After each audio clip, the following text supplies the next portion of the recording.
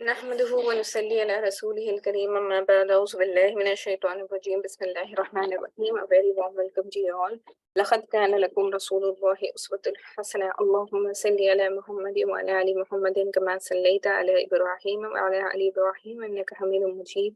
اللهم بارك على محمد وعلى آل محمد كما باركت على إبراهيم وعلى آل إبراهيم إنك حميد مجيد. इंशाअल्लाह आज हमारी सीरत नबी सल्लल्लाहु अलैहि वसल्लम का लेक्चर नंबर 12 है। आपसे भी गुजारिश है कि सीरत नबी सल्लल्लाहु अलैहि वसल्लम की इब्तिदा में भी और जहाँ जहाँ भी आप मोहम्मद रसूलुल्लाह सल्लल्लाहु अलैहि वसल्लम का नाम सुने दुरूद शरीफ पढ़ने का एहतमाम करें, लाजमी है। कम अज़ कम सल्लल्लाहु अलैहि वसल्लम कहना लाजमी है। आप कोई भी दुरूद शरीफ पढ़ सकते हैं लेकिन कम अज़ कम सल्लल्लाहु अलैहि वसल्लम ज़रूर कहा करें। चलिए इंशाअल्लाह हम हमारी नशिस्त का आगाज़ करते हैं। गुज़िश्ता नशिस्त में हमने देखा कि नबी करीम सल्लल्लाहु अलैहि वसल्लम पर जो वही उतारी जाती थी उसके क्या अक़साम थे, किस किस तरीके से वही का नुज़ूल होता था और आप सल्लल्लाहु अलैहि वसल्लम की क्या कैफियत होती थी जब वही का नुज़ूल होता। तो इस चीज़ को हमने बहुत वज़ाहत के साथ गुज़िश्ता नशिस्त में देखा है। आज हम इंशाअल्लाह हमारी गुफ्तगू को आगे बढ़ाते हुए देखेंगे कि आज के हमारे नशिस्त का उन्वान है कि दावत के अदवार व मराहिल, यानी कि आप सल्लल्लाहु अलैहि वसल्लम किस तरीके से दावत देते थे। तो हम नबी सल्लल्लाहु अलैहि वसल्लम की पैगम्बराना ज़िंदगी को दो हिस्सों में तक़सीम कर सकते हैं, जो कि एक दूसरे से मुकम्मल तौर पर नुमायाँ और मुमताज़ थे। वे दोनों हिस्से ये हैं। सबसे पहले तो मक्की ज़िंदगी जो तकरीबन 13 साल की है, जो मक्की में अल्लाह के नबी सल्लल्लाहु अलैहि वसल्लम ने गुजारी, और दूसरी है मदनी ज़िंदगी जो तकरीबन 10 साल की है, जो हिजरत के बाद वाली ज़िंदगी है। तो नबी करीम सल्लल्लाहु अलैहि वसल्लम ने जब दावत का काम शुरू किया तो हमने देखा, हमने पढ़ा कि मक्की मुकर्रमा के जो मुशरिकीन थे वो किस तरीके से जहालत में मुब्तला थे और वो कितनी रसूम और रिवाज में पड़ गए थे और बुत परस्ती में किस तरीके से आगे बढ़ गए थे, इसका हमने मुकम्मल जायजा लिया। हमने देखा कि नबी करीम सल्लल्लाहु अलैहि वसल्लम की आमद से पहले का क्या हाल था, आपके आने के बाद भी उनका क्या रवैया रहा। अब जब नबी करीम सल्लल्लाहु अलैहि वसल्लम को नबूवत का इजहार मिल गया, ये बात याद रखें कि नबी करीम सल्लल्लाहु अलैहि वसल्लम को सादिकुल अमीन कहा जाता था। कब? जब आप ने नबूवत का इजहार नहीं किया था तो वही मक्के के लोग जो बाद में आपके दुश्मन बन गए वो आपको सादिक और अमीन कहते थे, यानी कि आपसे ज़्यादा सच्चा और आपसे ज़्यादा अमानतदार कोई और मक्के में नहीं है। लेकिन बावजूद इसके हमने देखा कि जैसे ही नबी करीम सल्लल्लाहु अलैहि वसल्लम ने अपनी नबूवत का इजहार किया और दावत का काम, तबलीग का काम शुरू किया, तो वही मक्के के लोग जो आपके अपने थे वो आपके दुश्मन और मुखालिफ बन गए। तो जो मक्की ज़िंदगी है आप सल्लल्लाहु अलैहि वसल्लम की, उसका मरहले, उसकी मशक्क़तें बिल्कुल नुमायाँ हैं और मदनी ज़िंदगी के मराहिल बिल्कुल नुमायाँ हैं। तो इंशाअल्लाह हम दोनों भी देखेंगे। आज हम आगाज़ करते हैं सबसे पहले कि जो आप सल्लल्लाहु अलैहि वसल्लम की ज़िंदगी का मक्की हिस्सा है। फिर इनमें से हर हिस्से के मरहलों पर मुश्तमिल है और ये मरहले भी अपनी ख़ुसूसियत के एतबार से एक दूसरे से मुख्तलिफ और मुमताज़ हैं। इसका अंदाज़ा आप सल्लल्लाहु अलैहि वसल्लम की पैगम्बराना ज़िंदगी के दोनों हिस्सों में पेश आने वाले मुख्तलिफ हालात की गहराई से जायज़ा लेने के बाद हो सकता है। तो सबसे पहले हम शुरू करेंगे इंशाअल्लाह मक्की ज़िंदगी जो आप सल्लल्लाहु अलैहि वसल्लम ने मक्के में गुजारी। जो तकरीबन याद रखें, ये 2 चीज़ें आप याद रखें कि तकरीबन मक्के वाली ज़िंदगी जो थी आप सल्लल्लाहु अलैहि वसल्लम की नबूवत के इज़हार के बाद वो है तकरीबन 13 साल की, और मदनी ज़िंदगी जो आप सल्लल्लाहु अलैहि वसल्लम ने हिजरत के बाद गुजारी है वो है तकरीबन 10 साल की। हमें पता है, जैसे हमने गुज़िश्ता नशिस्तों में देखा कि नबी करीम सल्लल्लाहु अलैहि वसल्लम को नबूवत का इज़हार हुआ है 40 साल के बरस में, और आप सल्लल्लाहु अलैहि वसल्लम की दुनिया से पर्दा फरमाने के वक़्त आप सल्लल्लाहु अलैहि वसल्लम की उम्र मुबारक थी 63, यानी कि 63 बेसिकली। तो वो 63 इयर्स में आप सल्लल्लाहु अलैहि वसल्लम ने दुनिया से पर्दा फरमाया। तो इसमें से 40 साल के बाद 13 سال مکی زندگی ہوئی اور 10 سال مدنی زندگی. تو یہ 23 سال کا عرصہ ہے جو اصل آپ صلی اللہ علیہ وسلم کی دعوت و تبلیغ کا. آپ اس کو کہیں کہ یہ وہ زمانہ ہے جس میں دین اسلام پھیلا. تو سب سے پہلے جو ہے مکی زندگی جو ہے وہ 3 مرحلوں پر مشتمل ہے. پہلا یہ کہ پاس پردہ دعوت کا مرحلہ 3 برس، یعنی کہ آپ صلی اللہ علیہ وسلم چھپتے چھپاتے ایک دم علانیہ طور پر سب کو دعوت نہیں دے رہے تھے، بلکہ جو آپ کے قریبی لوگ تھے ان کو دعوت دینے لگے. تو جو دعوت کا کام ہوتا تھا یا جو مسلمان ہو جاتا تھا وہ ایک جگہ وہ سب جمع ہوتے اور وہیں سے آپ صلی اللہ علیہ وسلم سے دین کی باتیں سیکھتے، لیکن یہ چھپتے چھپاتے علانیہ طور پر نہیں تھا. دوسرا ہے اہل مکہ میں کھلم کھلا دعوت و تبلیغ کا مرحلہ 4 سال نبوت کے آغاز سے 10ویں سال کے آخری تک ہے. تو یہ جو دوسرا مرحلہ ہے وہ ہے اہل مکہ میں آپ صلی اللہ علیہ وسلم نے کھلم کھلا جو ہے دعوت و تبلیغ کا کام شروع کیا، اور یہ ہوا ہے 4 سال میں. یعنی کہ آپ صلی اللہ علیہ وسلم کی مکی زندگی کے پہلے 3 سال جو تھے وہ بالکل پردے میں، یعنی کہ بنا کسی کو زیادہ کھلم کھلا بتائے دین کا کام ہو رہا تھا. یہ تقریباً ہوا 3 سالوں کے لیے. اس کے بعد دوسرا جو مرحلہ ہے وہ ہے اہل مکہ میں آپ صلی اللہ علیہ وسلم نے کھلم کھلا دعوت دینا شروع کر دیا، دعوت و تبلیغ کا کام. تو یہ 34 سال نبوت کا آغاز ہے، یعنی کہ یہ 4 سال ہے آپ صلی اللہ علیہ وسلم کے نبوت کے اظہار کے بعد، اور یہ تقریباً 34 سال سے لے کر 10ویں سال تک کے آخر تک رہا کہ کھلم کھلا سب کو دعوت و تبلیغ کا کام، سب کو دین میں بلانے کا کام کیا گیا. تیسرا مرحلہ ہے کہ مکے کے باہر اسلام کی دعوت کی قبولیت اور پھیلاؤ کا مرحلہ 10ویں سال نبوت کے آخر سے ہجرت مدینہ تک. تو پہلے 2 مرحلوں میں ہم دیکھتے ہیں کہ نبی کریم صلی اللہ علیہ وسلم کی کام جو دعوت کا کام ہے، دعوت و تبلیغ کا کام ہے، یہ مکے ہی تک تھا. لیکن تیسرے مرحلے میں ہم دیکھتے ہیں کہ 10 سال جب گزر گئے اس کے بعد کا جو وقت ہے یہ مکے کے باہر، مکے سے ہٹ کے مکے کے باہر اسلام کی دعوت کی مقبولیت اور پھیلاؤ کا مرحلہ ہے. یعنی کہ آپ صلی اللہ علیہ وسلم نے مکے سے ہٹ کر بھی دعوت کا کام شروع کیا، یعنی کہ دوسرے قبیلوں کو بھی اسلام کے لیے بلانا شروع کیا. اور یہ ہے ہم 10ویں سال نبوت سے آخر کے 10ویں سال نبوت کے آخر سے لے کے ہجرت مدینہ تک کے لیے. تو مدنی زندگی کے مرحلے کی تفصیل اپنی جگہ آئے گی، انشاءاللہ ہم آگے اس کا بھی مطالعہ کریں گے. تو پہلا مرحلہ جو ہم نے ابھی سیکھا، جو پہلے 3 سال تھے جو اللہ کے نبی صلی اللہ علیہ وسلم نے پردے میں یعنی کہ کھلم کھلا اس کا اظہار کیے بنا جو دعوت و تبلیغ کا کام کیا، اس کو ہم پہلے انشاءاللہ وضاحت کے ساتھ دیکھیں گے. تو پہلا مرحلہ جو ہے وہ ہے خواہش تبلیغ کا ہے، یعنی خفیہ دعوت کے 3 سال. تو ہم اس کا مطالعہ کرنے لگے ہیں. یہ معلوم ہے کہ مکہ دین عرب کا مرکز تھا، یہاں کعبہ کے پاسبان بھی تھے اور ان بتوں کے نگہبان بھی جنہیں پورا عرب تقدس کی نظر سے دیکھتا تھا. اس لیے کسی دور افتتاح مقام کی بنسبت مکے میں مقصد اصلاح تک رسائی ذرا زیادہ دشوار تھی.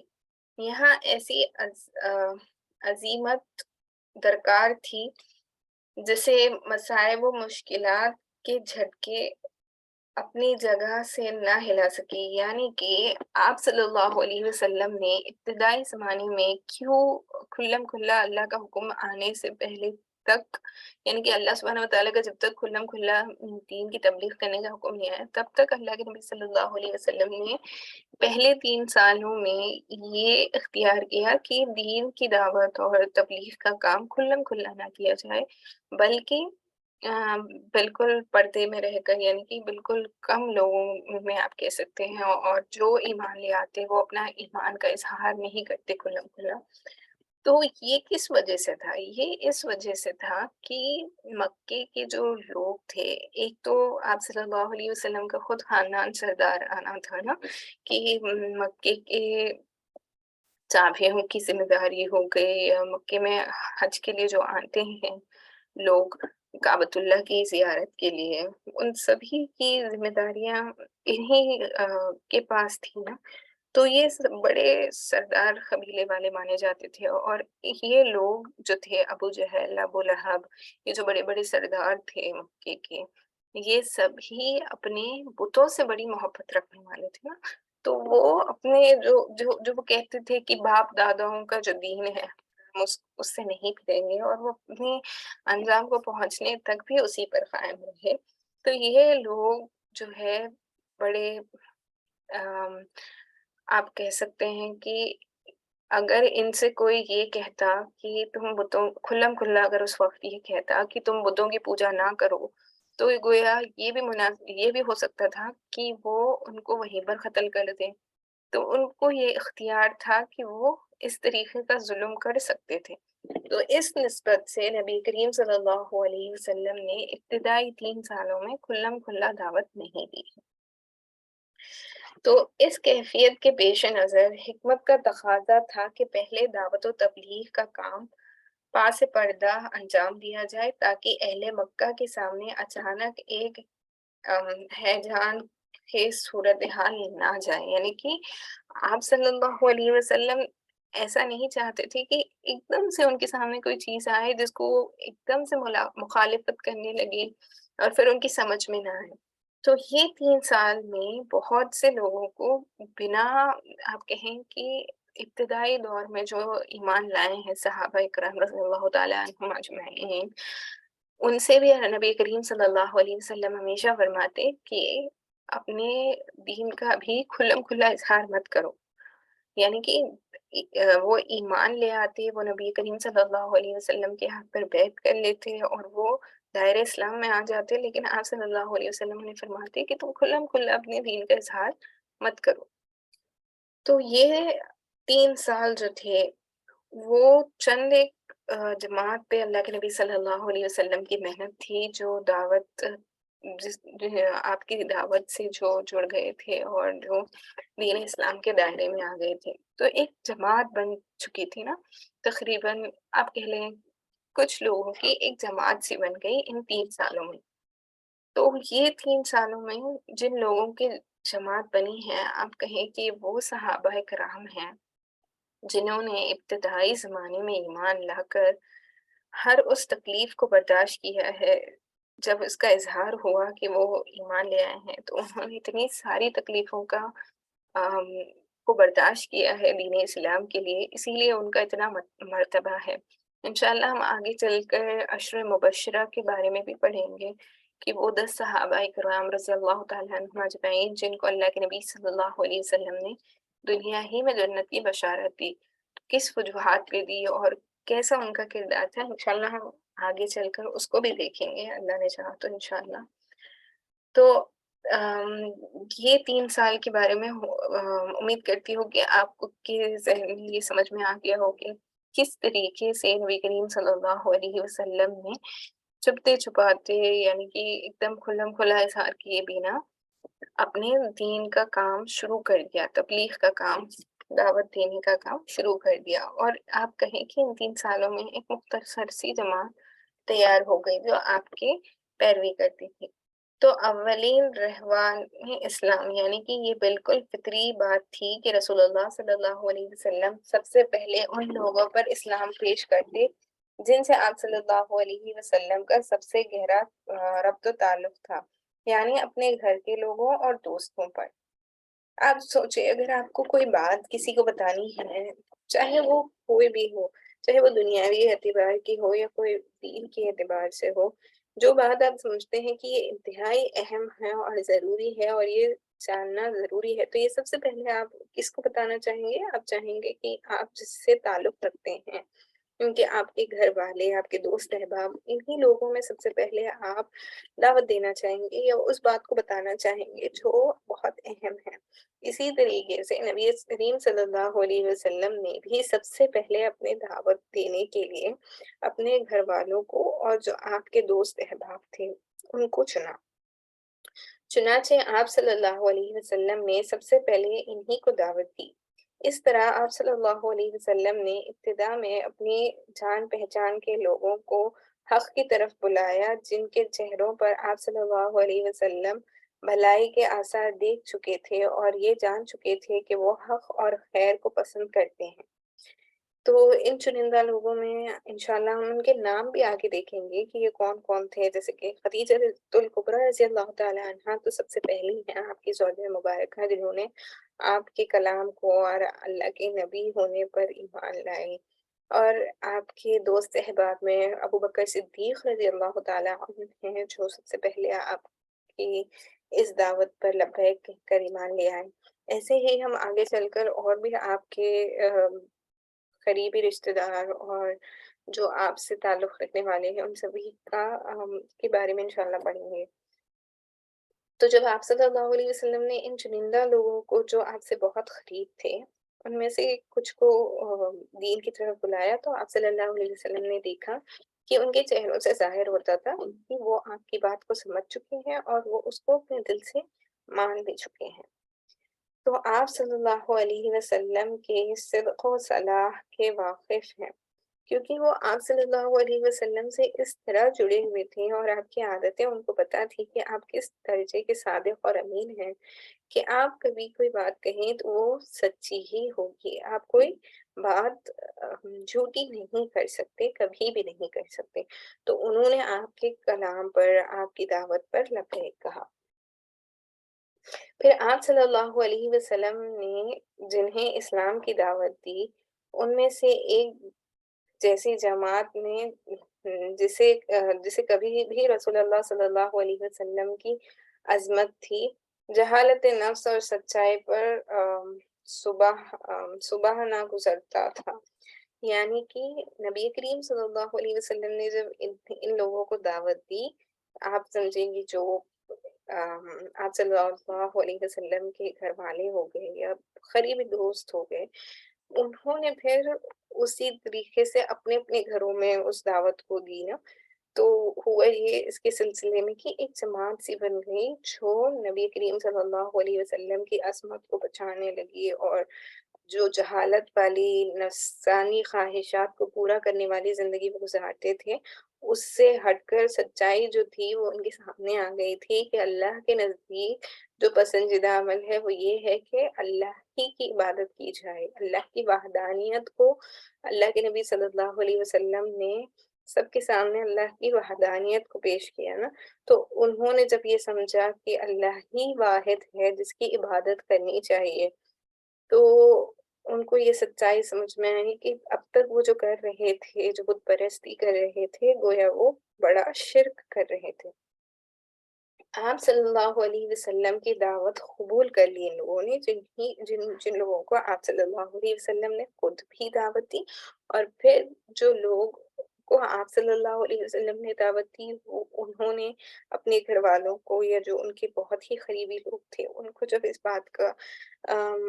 اطلاع دی تو پھر وہ بھی نبی کریم صلی اللہ علیہ وسلم کی دعوت انہوں نے بھی قبول کر لی۔ یہ اسلامی تاریخ میں سابقین اولین کے وصف سے مشہور ہیں، یعنی کہ یہ ابتدائی دور میں بالکل دین اسلام کی جب شروعات کا دور ہے، یعنی کہ نبوت کے اظہار کے بعد نبی کریم صلی اللہ علیہ وسلم نے جب دعوت و تبلیغ کا کام شروع کیا، بالکل ابتدائی دور میں جو آپ صلی اللہ علیہ وسلم کے ساتھ جڑنے والے صحابی ہیں یہ سب ان میں شمار ہوئے، تو انہیں سابقین الاولین کہا جاتا ہے، یعنی کہ آپ صلی اللہ علیہ وسلم کی بات کو سچا ماننے والے یہ سب سے پہلے لوگ ہیں۔ ان میں سر فہرست آپ کی بیوی ام المومنین حضرت خدیجہ الکبریٰ رضی اللہ تعالی عنہا بنت خالد ہے۔ آپ صلی اللہ علیہ وسلم کے آزاد کردہ غلام ہیں جو حضرت زید بن حارثہ رضی اللہ تعالی عنہ بن سرج القلبی ہے۔ تو یہاں پر یاد رکھنے کے لیے جیسے میں نے آپ کو بتایا سب سے پہلی جو ہے وہ آپ کی زوجہ مطہرہ مومنین ام المؤمنین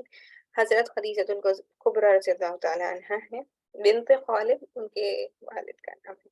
تو آپ کو یاد رکھنے کے اعتبار سے کہ آپ کو پتہ ہونا چاہیے، اور آپ کسی کو جواب دینا، اگر کوئی آپ سے سوال کر لے کہ سب سے پہلے دین اسلام میں کون داخل ہوئے تھے، تو آپ بتا سکتے ہیں کہ سب سے پہلے ایمان لانے والی ان کی زوجہ مطہرہ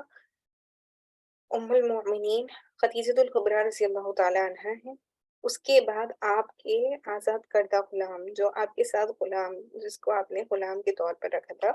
وہ ہے حضرت زید بن حارثہ رضی اللہ تعالیٰ عنہ۔ تو آپ صلی اللہ علیہ وسلم کی دعوت پر ایمان لانے والی یہ آپ کے آزاد کردہ غلام زید بن حارثہ ہے۔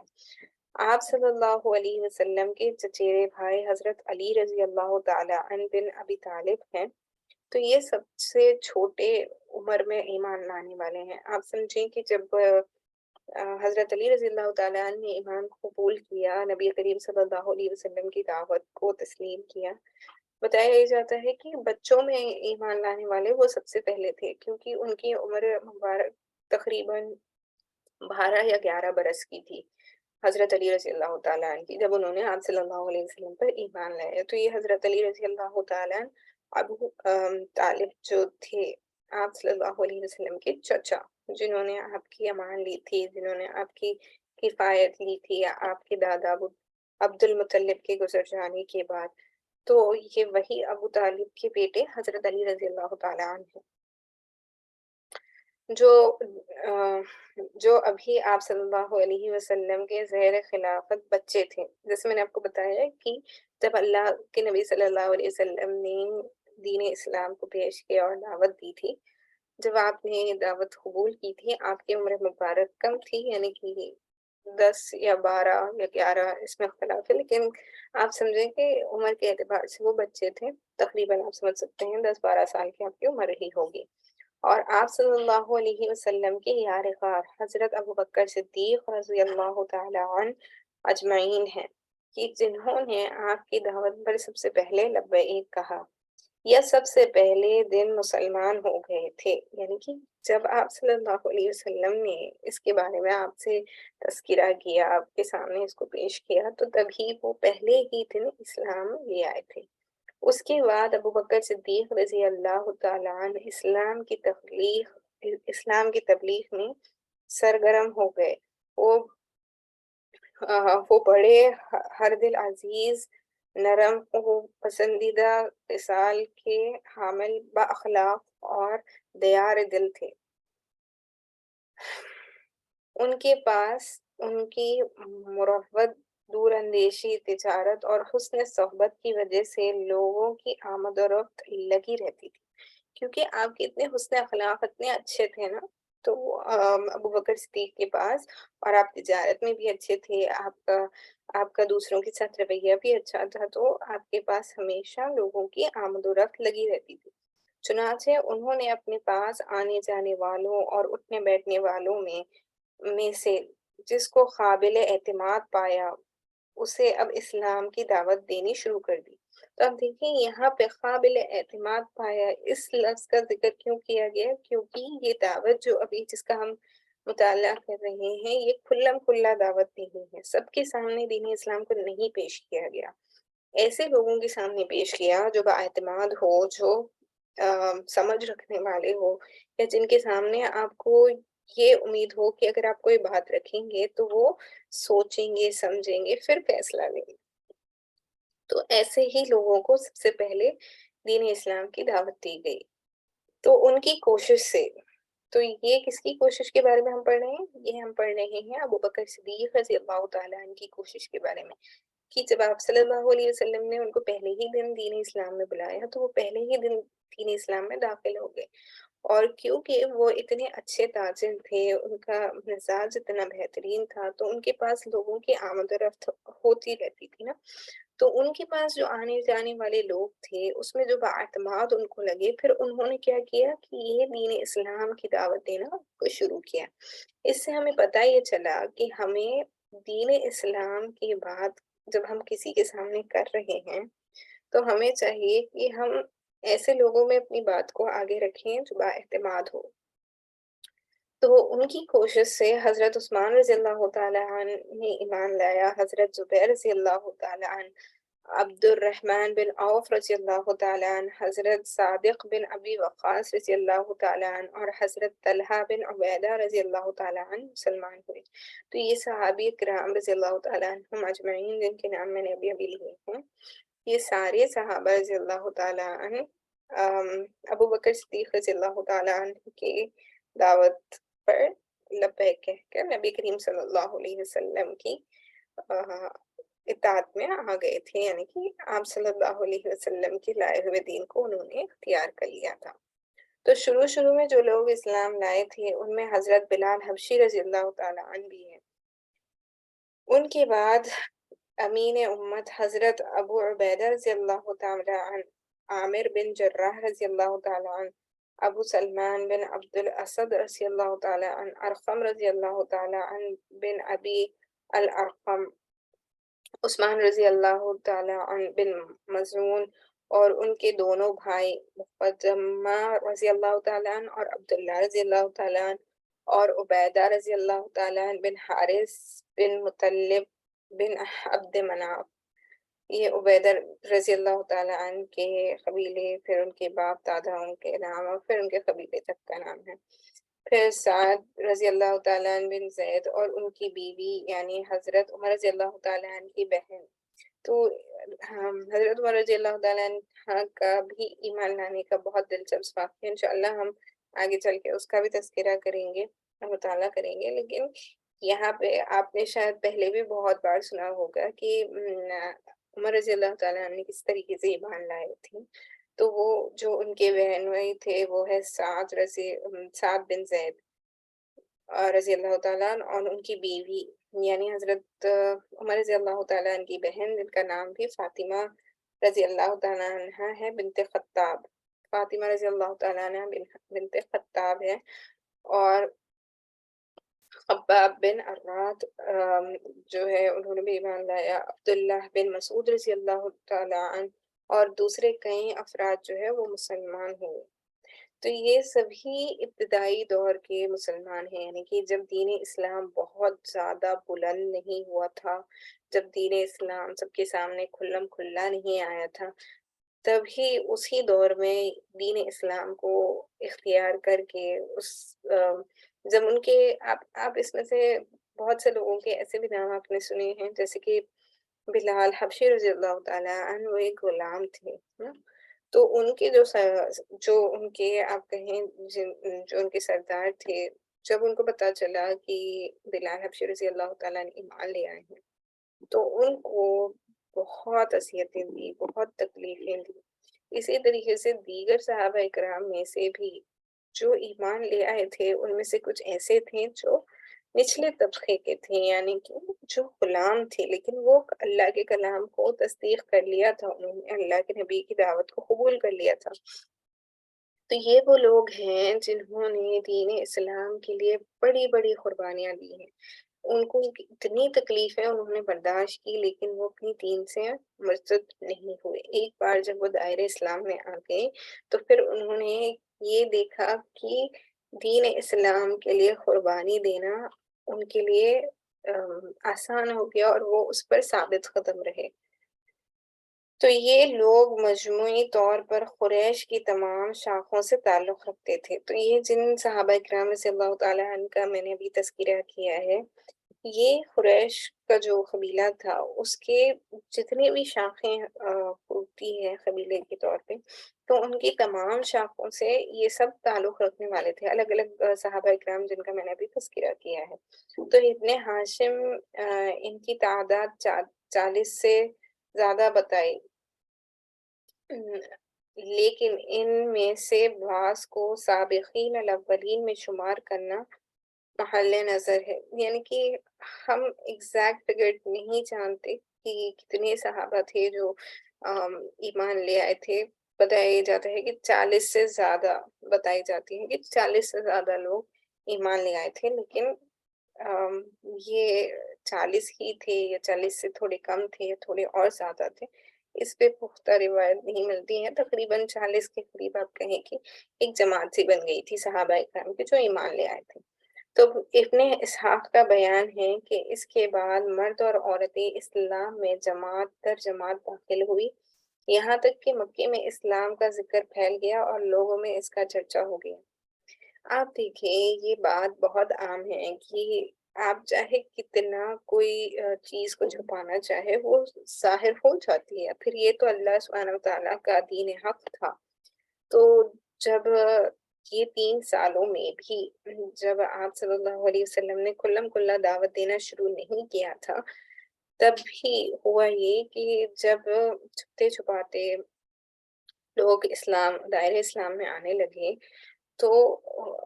لوگوں میں یہ بات عام ہونے لگی، لوگوں کو پتہ چل گیا اور یہ چرچا عام ہو گیا کہ نبی کریم صلی اللہ علیہ وسلم یعنی کہ قریش میں ایک آدمی ہے جو اپنے آپ کو اللہ کا نبی کہتا ہے اور وہ ایک اللہ کی عبادت کے لیے کہتا ہے۔ تو یہ چرچا جو ہے وہ عام ہو گیا تھا کہ وہ اپنے آپ کو نبی کہتا ہے اور وہ ایک اللہ کی عبادت کے لیے کہتا ہے اور وہ ہمارے بتوں کی تصدیق کرتا ہے۔ تو یہ جو لوگ تھے یہ چھپ چھپا کر مسلمان ہوئے تھے اور رسول اللہ صلی اللہ علیہ وسلم بھی چھپ چھپا کر ہی ان کی رہنمائی اور دینی تعلیم کے لیے ان کے ساتھ جمع ہوتے تھے۔ تو کیونکہ ابتدائی دور کا زمانہ ہے، چھپتے چھپاتے ان کو دین کی تعلیم اور رہنمائی ان کی آپ صلی اللہ علیہ وسلم فرماتے تھے۔ کیونکہ تبلیغ کا کام ابھی تک انفرادی طور پر پس پردہ چل رہا تھا، یعنی کہ چھپتے چھپاتے چل رہا تھا، کھلم کھلا نہیں چل رہا تھا۔ ادھر سورہ مدثر کی ابتدائی آیت کے بعد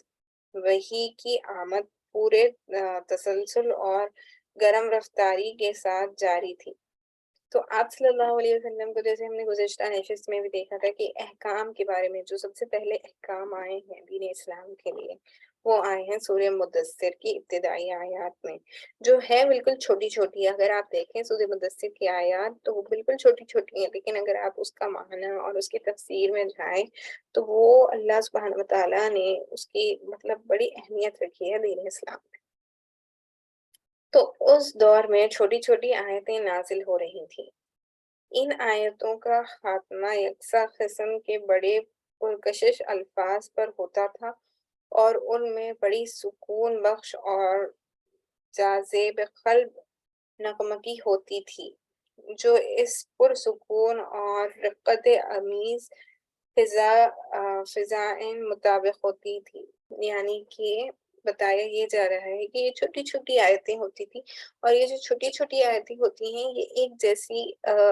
لفظوں سے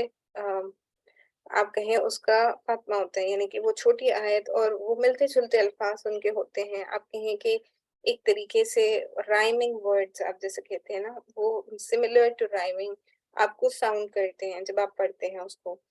تو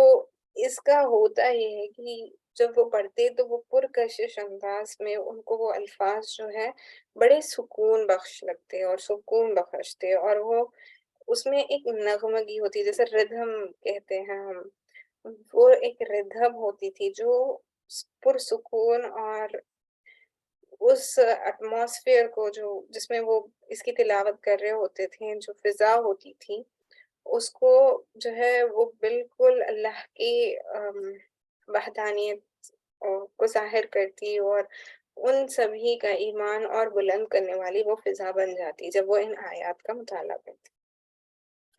پھر ان آیات میں تزکیہ نفس کی خوبیاں اور آلائش دنیا میں لت پت ہونے کی برائیاں بیان کی جاتی تھی اور جنت و جہنم کا نقشہ اس طرح کھینچا جاتا کہ گویا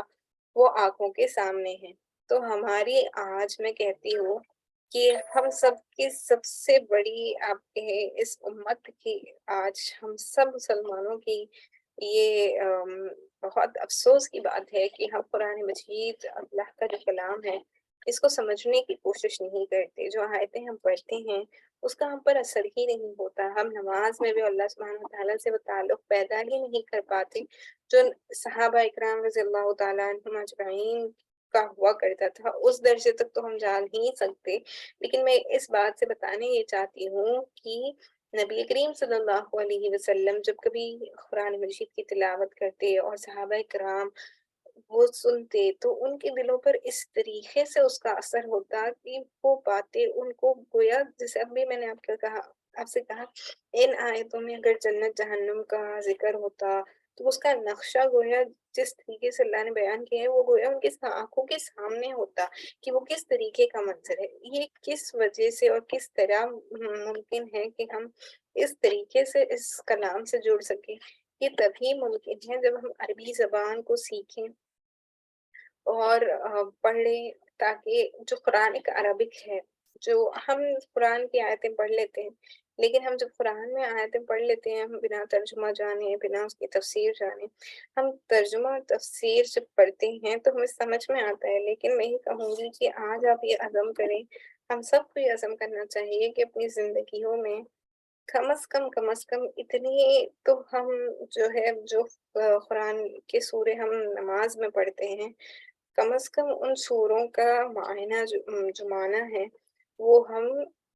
دل سے یاد رکھیں، تاکہ ہم جب نماز میں کھڑے ہوں اللہ کے سامنے ہم ان آیتوں کو پڑھیں تو ہمارا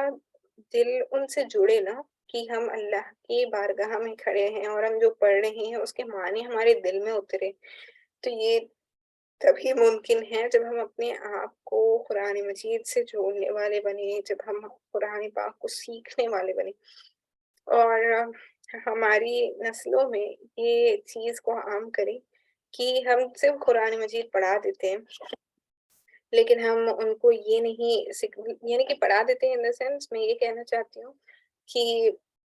قاعدہ پڑھا دیا، قرآن پڑھا دیا، قرآن کا دور ہو گیا، بس ختم۔ نہ وہ قرآن کو سمجھ کر پڑھتے ہیں، نہ تفسیر کے بارے میں سوچتے ہیں، نہ ترجمہ پڑھنے کے اوپر ان کو توجہ دلائی جاتی ہے۔ یہ ہمارے معاشرے کی ایک حقیقت ہے جس کو بدلنے کی ہم سب کو کوشش کرنی چاہیے۔ جب ہم بچوں کو قرآن مجید پڑھا رہے ہیں تو ہمیں یہ سوچنا چاہیے کہ صرف ان کو بظاہر عربی ریڈ کرنے والا نہیں بنانا ہے، بلکہ ان کو سمجھنے والا بنانا ہے انشاءاللہ، تاکہ وہ جب قرآن پڑھیں تو وہ ان سے جڑے نا، اس سے جڑے، اور جڑ تبھی سکتے ہیں جب ہم سمجھ کے پڑھیں گے۔ بنا سمجھے اگر ہم صرف پڑھ لیں گے ریڈ، آپ دیکھیں جس طریقے سے ہمارا کریکولم ہے، یعنی کہ جس طریقے سے ہمیں پڑھایا جاتا ہے اس طریقے سے تو ہم صرف پڑھنے والے بنتے ہیں، سمجھنے والے نہیں۔ ہم سمجھ نہیں پاتے، ہم صرف پڑھ لیتے ہیں، اور یہی ہماری زندگیوں کے اندر آ جاتا ہے۔ اب ہماری عمروں جتنی جیسے جیسے بڑھتی جاتی ہیں، ہماری توجہ ہی نہیں جاتی اس طرف کہ ہمیں دنیا میں بھیجے جانے کا مقصد اللہ کی بندگی ہے، اور ہم جب اس دنیا میں آئے ہیں تو ہمیں اللہ کے کلام کو سیکھنا چاہیے، کیونکہ یہ سب سے بہترین رہنما ہے ہمارے لیے اور ہدایت کا ذریعہ ہے۔ اس طرف ہماری توجہ کبھی بھی نہیں جاتی، تو ہمیں چاہیے کہ آج آپ سب ارادہ کریں، جیسے میں نے کل آپ سبھی سے واٹس ایپ پہ شیئر کیا تھا 10 ایسے الفاظ جو قرآن مجید میں بہت فریکوینٹلی آتے ہیں، 10 فریکوینٹلی ورڈز جو بہت یوز ہوتے ہیں، جن کا معنی اگر ہم سمجھے تو ہمیں آیت میں کیا کہا جا رہا ہے یہ سمجھنے میں آسانی ہوتی ہے۔ یہ جو 10 ورڈز میں نے شیئر کیے تھے، یہ تقریباً 25% آف دی قرآن میں آپ کو یہ ورڈز ملیں گے، یعنی کہ آپ کوشش کریں نا چھوٹی چھوٹی تھوڑی تھوڑی چیزوں سے سیکھنے کی اور قرآن مجید سے چننے کی۔ انشاءاللہ ہم بھی اگر کوشش کریں گے تو آج بھی انشاءاللہ ہمارے اندر یہ رہنمائی آ سکتی ہے اور تبدیلی آ سکتی ہے کہ ہم بھی اللہ کے نزدیک ہوں، اور اس درجے تک تو ہم نہیں پہنچ سکتے جہاں پر صحابہ کرام رضی اللہ تعالیٰ عنہم اجمعین تھے، لیکن ہم اس درجے تک تو پہنچ سکتے ہیں جو ہمارے لیے نجات کا سبب بنے نا۔ تو کوشش کریں کہ قرآن مجید کو پابندی سے پڑھنے والے بنیں، اور یہ بات بھی میں بتاتی چلوں کیونکہ انشاءاللہ اگلے کچھ مہینوں میں آنے والے رمضان المبارک کا مہینہ آنے والا ہے، اور پھر ہوگا یہ کہ سب قرآن مجید لے کر بیٹھ جائیں گے، پڑھیں گے، پھر اس کو بند کر کے رکھ دیں گے، پھر اگلے سال ہی اس کو کھولیں۔ ایسا بالکل نہیں ہونا چاہیے۔ اللہ سبحانہ وتعالیٰ کے نزدیک وہ عبادت سب سے زیادہ قابل قبول اور پسندیدہ ہے جو آپ کہیں کہ کنسسٹنسی کے ساتھ کی جاتی ہے، جیسے کہ آپ ایک رکوع ہی پڑھیں یا ایک آیت ہی پڑھیں لیکن روز پڑھیں، ایک ہی آیت پڑھیں آپ لیکن روز پڑھیں، کیونکہ جو روز ڈیلی ڈیلی پڑھتے ہیں ہم اس سے ہوتا یہ ہے کہ آپ اللہ کے نزدیک عبادت کرنے والے میں شمار ہو جاتے ہیں۔ تو اللہ نے جو ہمیں کلام دے کر، مطلب نبی کریم صلی اللہ علیہ وسلم کو جو کلام دے کر بھیجا، جو ہمارے لیے قرآن مجید ہدایت والی کتاب ہے، اس کا حق ہے کہ ہم ایک دفعہ اس کو رمضان المبارک میں ختم کریں کم از کم، اور ایک بار غیر رمضان میں، یعنی کہ باقیہ 11 مہینوں میں آپ ایک قرآن کم از کم مکمل کریں۔ تو ایک سال میں کم از کم آپ کو 2 مرتبہ قرآن مجید پڑھنا چاہیے، یہ سب سے لیسٹ ہے۔ لیکن ہوتا یہ ہے کہ ہم آج کل ہماری معاشرے میں یہ چیز عام ہے، صرف رمضان المبارک میں قرآن مجید کھولی جاتی ہے، یا جب کسی کا انتقال ہو جاتا ہے تب قرآن مجید کھولی جاتی ہے، بیٹھ کر لوگ پڑھنے لگتے ہیں، جبکہ یہ صحیح طریقہ نہیں ہے۔ قرآن کو صرف اسی لیے نہیں بھیجا گیا کہ آپ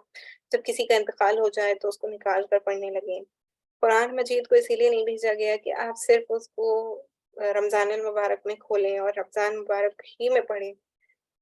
قرآن مجید ایک ایسی کتاب ہے جس کو اللہ نے ہمارے لیے ہدایت کے طور پر بھیجا ہے۔ تو جب تک ہم اس کو پڑھیں گے نہیں، سمجھیں گے نہیں، ہمارے اندر تبدیلی نہیں آ سکتی۔ اگر آپ قرآن عربک نہیں سیکھ سکتے تو کم از کم کوشش یہ کریں کہ آپ ترجمے اور تفسیر سے قرآن کو پڑھنے والے بنیں، تاکہ کم از کم آپ کو پتہ تو چلے نا کہ یہ قرآنی آیتوں میں اللہ ہم سے کیا کہہ رہا ہے۔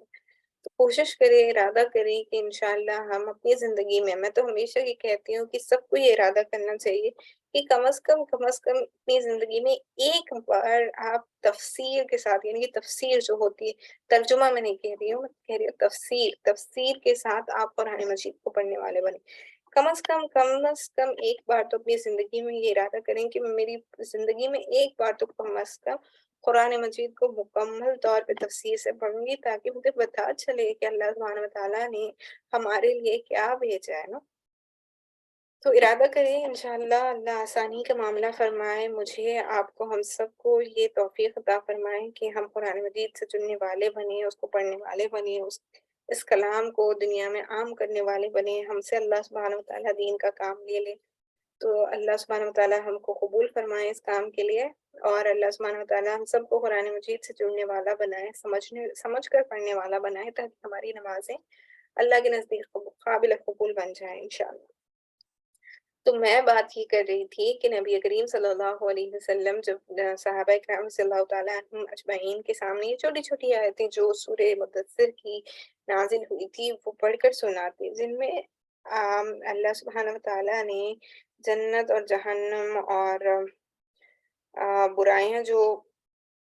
اللہ نے بیان کی، جو کفار مشرکین کی کہ ہم جو کر رہے ہوتے ہیں، یا جو آپ کے لیے غیر مسلم کر رہے ہوتے ہیں، اس پر اللہ کی پکڑ، ان سب چیزوں کے بارے میں جب اللہ سبحانہ وتعالیٰ نے آیتیں پیش کی، تو یہ گویا صحابہ کرام کے نزدیک ایسا ہوتا کہ اس کا منظر ان کو نظروں کے سامنے دکھائی دینے لگا۔ تو یہ آیتیں اہل ایمان کو اس وقت کی انسانی معاشرے سے بالکل الگ،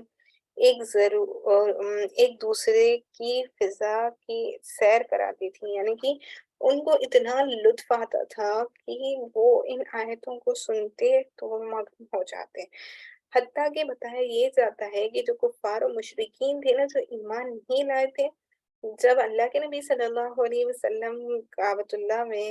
عبادت کرتے اور قرآن پڑھتے، اور حضرت ابوبکر صدیق رضی اللہ تعالیٰ عنہ بھی قرآن پڑھتے، تو ان کے اطراف کے لوگ جبکہ وہ ایمان نہیں لائے تھے اور ایمان لانا بھی نہیں چاہتے، تب بھی وہ چھپ چھپاتے یہ کلام کو سننے لگتے، کیونکہ وہ کلام ان کو اس طریقے سے متاثر کرتا کہ ان کی تو زبان عربی تھی نا، تو ان کو بالکل سمجھ میں آتا تھا کہ وہ کیا پڑھ رہے ہیں، کیا کہا جا رہا ہے۔ تو وہ اس طریقے سے اس سے متاثر ہوتے، اس کے باوجود بھی وہ ایمان نہیں لائے، لیکن وہ چھپتے چھپاتے سنتے اور ان کو بہت لطف ملتا۔ یہ بہت جگہ پتہ چلتا ہے اور بتایا جاتا ہے، الگ الگ روایتوں میں ہم نے دیکھا، سنا، پڑھا کہ ایسے بہت سے لوگ گزرے جو ایمان تو نہیں لائے، لیکن چھپتے چھپاتے اللہ کے نبی صلی اللہ علیہ وسلم جب پڑھتے اور دیگر صحابہ کرام رضی اللہ تعالیٰ عنہم اجمعین جب قرآن پڑھتے تو وہ سنتے تھے چھپتے چھپاتے، کیونکہ ان کو یہ جو کلام پڑھا جاتا تھا اس سے بہت لطف ملتا تھا۔ اگلی چیز جو ہے وہ نماز۔ تو ابتدائی دور میں جب نماز کے بارے میں یا جس طریقے کی وہ نماز پڑھتے تھے اس کے بارے میں کیا ملتا ہے ہم دیکھتے ہیں۔ تو ابتدا جو کچھ نازل ہوئی ہیں اس میں نماز کا حکم بھی تھا، جو ابتدائی آیتیں تھیں۔ تو متعلق بن سلیمان کہتے ہیں کہ اللہ تعالیٰ نے ابتدائی اسلام میں 2 رکعت صبح اور 2 رکعت شام کی نماز فرض کی، کیونکہ اللہ تعالیٰ کا ارشاد ہے کہ صبح اور شام اپنے رب کی حمد کے ساتھ اس کی تسبیح کرو۔ یہ آیت ہے وَسَبِّحْ بِحَمْدِ رَبِّكَ بِالْعَشِيِّ وَالْأَبْكَارِ۔ تو یہ قرآن مجید کا سورہ نمبر 55 میں آیت نمبر 40 میں اللہ سبحانہ وتعالیٰ نے یہ ارشاد فرمایا کہ صبح اور شام اپنے رب کی حمد کے ساتھ اس کی تسبیح کیا کرو۔ تو ابتدائی دور میں جب دین اسلام کی ابتدا ہوئی تو اس زمانے میں صرف 2 رکعت صبح میں اور 2 رکعت شام میں نماز فرض کی گئی تھی، یعنی کہ جو ایمان لے آئے تھے وہ صرف صبح کے وقت اور شام کے وقت نماز پڑھتے تھے۔ تو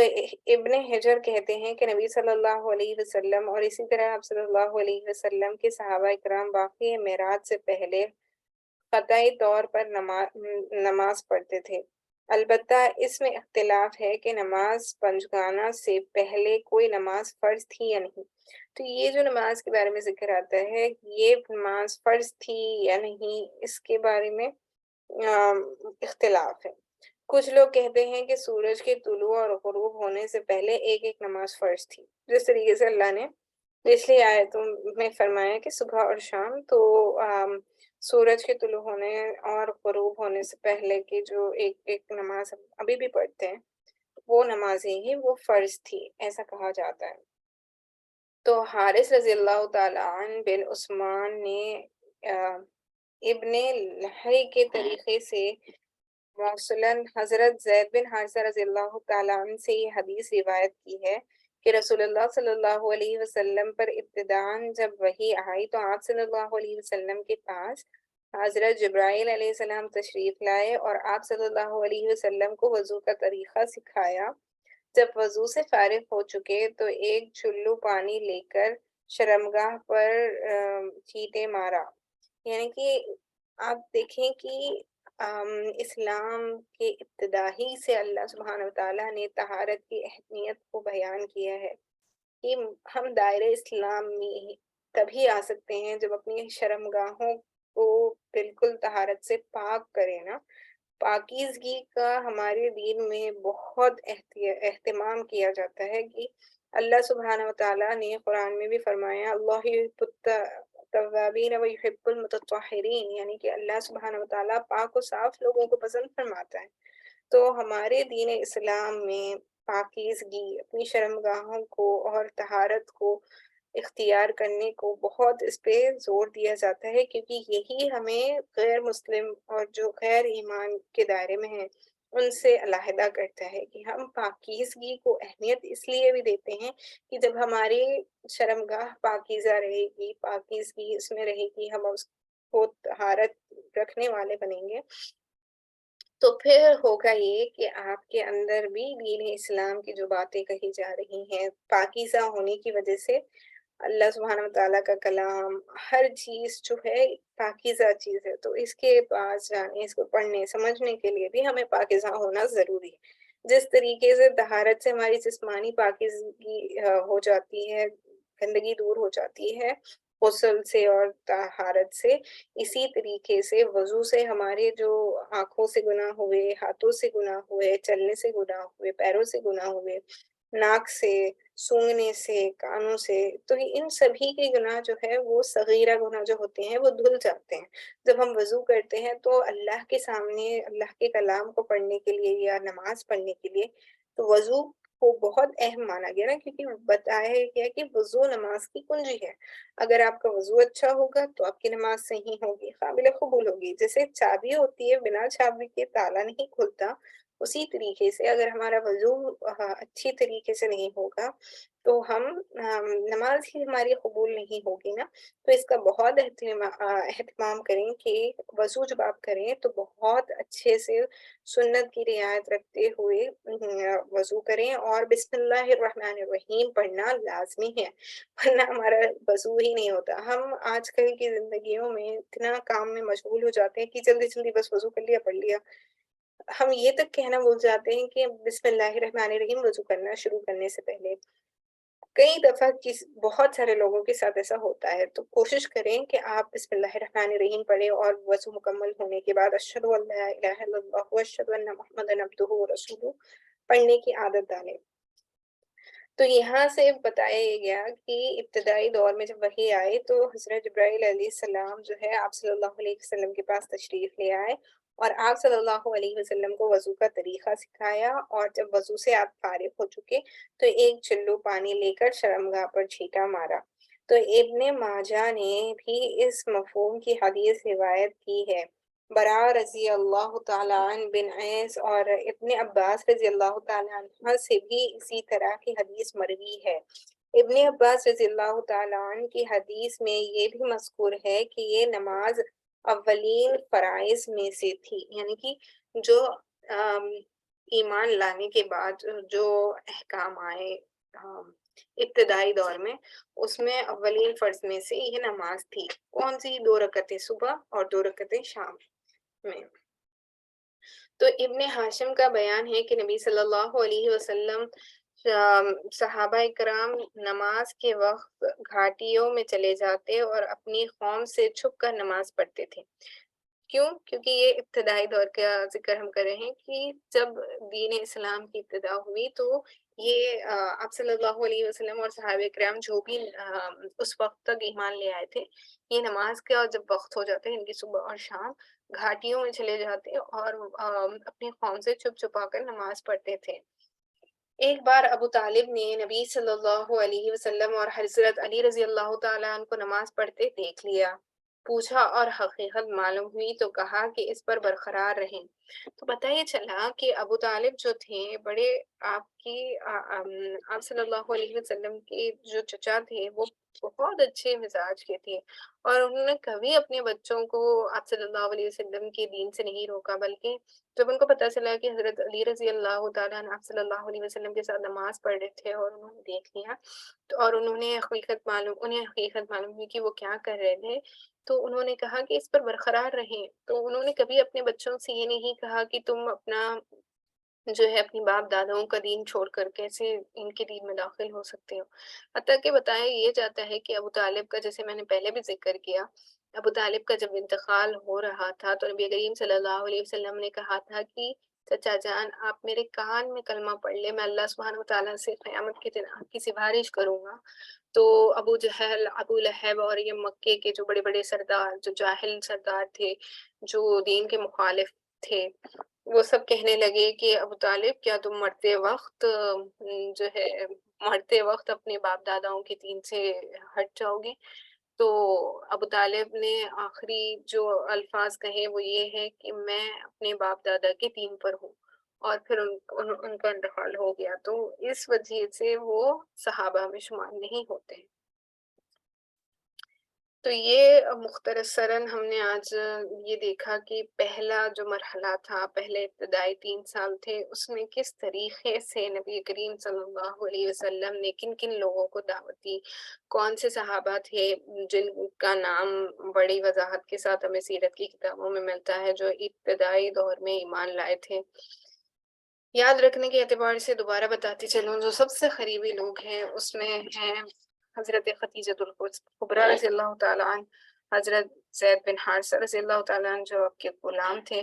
حضرت ابوبکر صدیق رضی اللہ تعالیٰ عنہ، اور پھر علی رضی اللہ تعالیٰ عنہ۔ یہ آپ کے قریبی گھر والے اور دوست احباب ہو گئے۔ اس کے علاوہ حضرت ابوبکر صدیق رضی اللہ تعالیٰ عنہ کے دعوت دینے پر بہت سے لوگوں نے ایمان لایا نا، جن میں سب سے نمایاں نام جن لوگوں کے ہیں وہ ہے حضرت عثمان رضی اللہ تعالیٰ عنہ، حضرت زبیر رضی اللہ تعالیٰ عنہ، حضرت عبد الرحمن بن عوف رضی اللہ تعالیٰ عنہ، حضرت سعد بن ابی وقاص رضی اللہ تعالیٰ عنہ اور حضرت طلحہ بن عبید اللہ رضی اللہ تعالیٰ عنہ. تو یہ ابتدائی دور میں ہی ایمان لائے تھے. ان کے علاوہ بھی ہم نے شروع میں ایمان لانے والے دوسرے صحابہ اکرام کا بھی نام ہم نے بڑی وضاحت کے ساتھ دیکھا ہے. تو یہ ہمیں کم از کم معلوم ہونے چاہیے. آگے چلتے ہیں اور دیکھتے ہیں کہ اللہ کے نبی صلی اللہ علیہ وسلم کا جو قریش کو اجمالی خبر دی تھی، قریش کے قبیلے کو، وہ کس طریقے سے تھی. تو مختلف واقعات سے ظاہر ہے کہ اس مرحلے میں تبلیغ کا کام اگرچہ انفرادی طور پر چھپ چھپا کر کیا جا رہا تھا، لیکن قریش کو اس کی سنگن لگ چکی تھی. البتہ انہوں نے اسے قابل توجہ نہیں سمجھا. تو جیسے کہ میں نے آپ کو بتایا کہ اس مرحلے میں یعنی کہ ابتدائی 3 سالوں میں جو لوگ ایمان لے آئے تھے وہ کھلم کھلا اپنے ایمان کا اظہار نہیں کر رہے تھے، لیکن پھر بھی ہوتا یہ ہے نا کہ کوئی بات ہوتی ہے تو سب کو پتہ ہی چل جاتی ہے. اسی طریقے سے چھپتے چھپاتے ہی وہ عبادت کرتے. تو کچھ لوگوں کو آپ صلی اللہ علیہ وسلم کے بارے میں اور جو دین وہ لے کر آئے ہیں اس کے بارے میں پتہ چل گیا، اور قریش میں یہ بات عام ہونے لگی کہ نبی کریم صلی اللہ علیہ وسلم دین اسلام لے آئے ہیں، اور ان کے ساتھ صحابہ مطلب کچھ لوگ ہیں جو ان کے دین پر لبیک کہہ چکے ہیں. لیکن کیونکہ آپ صلی اللہ علیہ وسلم اور صحابہ کرام کھلم کھلا اپنے دین کا اظہار نہیں کرتے اور کھلم کھلا تبلیغ کا کام نہیں شروع ہوا تھا، تو اس زمانے میں آپ کہیں کہ انہوں نے اتنی توجہ نہیں دی اس طرف. تو محمد غزالی رحمۃ اللہ علیہ لکھتے ہیں کہ یہ خبریں قریش کو پہنچ چکی تھی، لیکن قریش نے انہیں کوئی اہمیت نہ دی. غالباً انہوں نے محمد صلی اللہ علیہ وسلم کو بھی اسی طرح کا کوئی دینی آدمی سمجھا جو الوہیت اور حقوق الوہیت کے موضوع پر گفتگو کرتے ہیں، جیسے کہ امیہ بن ابی اسد، حس بن سیدہ اور زید بن عمر بن نوفل وغیرہ نے کیا تھا. تو یہ جو لوگوں کے میں نے نام پڑھے ہیں یہ اس زمانے کے آپ کہیں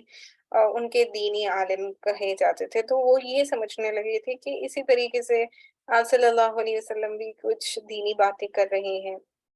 لیکن انہوں نے مکمل طور پر اس طرف توجہ نہیں دی تھی کہ آپ صلی اللہ علیہ وسلم ان سبھی سے کیسے مختلف. البتہ قریش نے آپ صلی اللہ علیہ وسلم کے خبر کے پھیلاؤ اور آثار کے بڑھاؤ سے کچھ اندیشہ ضرور محسوس کیا تھا، اور ان کی نگاہیں رفتار زمین کے ساتھ آپ صلی اللہ علیہ وسلم کے انجام پر اور آپ صلی اللہ علیہ وسلم کی تبلیغ پر رہنے لگی تھی کہ وہ اس بات کو ظاہر تو نہیں کر رہے تھے کہ وہ آپ صلی اللہ علیہ وسلم کو آپ کہیں ایک طریقے سے آپ کی ایکٹیویٹیز کو مانیٹر کریں، لیکن ان کو یہ بات سمجھ میں آ گئی تھی کہ یہ جو بات کہہ رہے ہیں ان کی کلام میں اثر ہے، اور یہ جو بات کہتے ہیں وہ جو بات یہ کہتے ہیں وہ اثر کرتی ہے. تو انہوں نے اتنی توجہ نہیں دی، لیکن ان کا یہ دھیان ضرور اس طرف آ رہا تھا کہ ان کی بات اور دعوت و تبلیغ کو لوگ قبول کر رہے ہیں اور اس کے کیا انجام اور نتائج ہو سکتے ہیں، یہ اس کو سوچنے لگے. 3 سال تک تبلیغ کا کام خفیہ اور انفرادی رہا، اور اس دوران اہل امن کی ایک جماعت اہل ایمان جو لے آئے تھے ان کی ایک جماعت تیار ہو گئی جو اخوت اور تعاون پر قائم تھی. یعنی کہ وہ ابتدائی دور کے مسلمان ہیں، ان کا دین اتنا پختہ، ان کے دل میں ایمان اتنا پختہ تھا کہ کوئی بھی چیز ان کو پھر ایمان سے نہیں ہٹا سکی، چاہے کتنی تکلیفیں انہوں نے برداشت کی ہو، چاہے ان کو کتنی ہی اذیت دی گئی ہو، لیکن وہ دین سے نہیں مرتد ہوئے.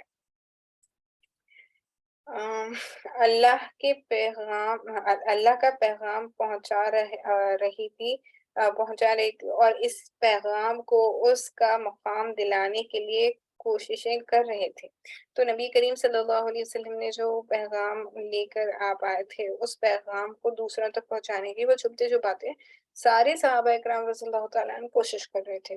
اس کے بعد وحی الہی نازل ہوئی اور رسول اللہ صلی اللہ علیہ وسلم کو مکلف کیا گیا کہ اپنی قوم کو کھلم کھلا دین کی دعوت دیں.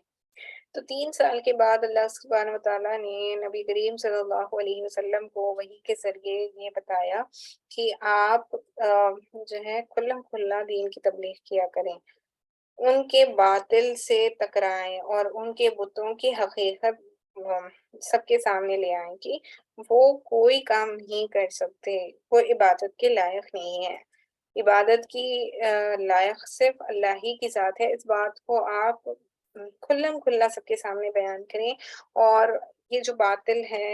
یہ جو ہے ان سے ٹکرائیں اور ان کو بتائیں کہ یہ جو کر رہے ہیں بتوں کی حقیقت کیا ہے۔ تو اللہ کے نبی صلی اللہ علیہ وسلم کو 3 سال کے بعد جب اللہ کی طرف سے یہ احکام آ گیا کہ آپ کھلم کھلا دعوت دے سکتے ہیں، تو پھر اس کے بعد کا جو مرحلہ ہے وہ ہے کہ نبی کریم صلی اللہ علیہ وسلم نے کھلم کھلا دین اسلام کی دعوت دینا شروع کیا۔ انشاءاللہ ہم اس کی ابتدا اگلی کلاس میں کریں گے، دوسری مرحلہ جو کھلی تبلیغ ہے انشاءاللہ، کیونکہ تقریباً ہماری کلاس کا وقت مکمل ہو چکا ہے، تو انشاءاللہ ہم جو دوسرا مرحلہ ہے، جو جیسے کہ میں نے آپ کو کلاس کی شروعات میں بتایا تھا کہ آپ صلی اللہ علیہ وسلم کی جو تبلیغ والی زندگی ہے اس کو آپ 2 حصوں میں تقسیم کر سکتے ہیں۔ سب سے پہلے ہے مکی زندگی جو تقریباً 13 سال کی تھی، اور دوسری ہے ہجرت کے بعد والی زندگی جو تقریباً 10 سال کی تھی۔ تو مکی والی زندگی ہے اس کو بھی 3 مرحلوں میں تقسیم کیا گیا۔ سب سے پہلے جو ہے مکی زندگی میں بھی پہلے 3 سال جو ہے وہ پردے میں رہ کے، یعنی کھلم کھلا نہیں، بالکل چھپتے چھپاتے دین اسلام کا کام کیا گیا اور ایک جماعت سے تیار ہو گئی جو ایمان لے آئی تھی۔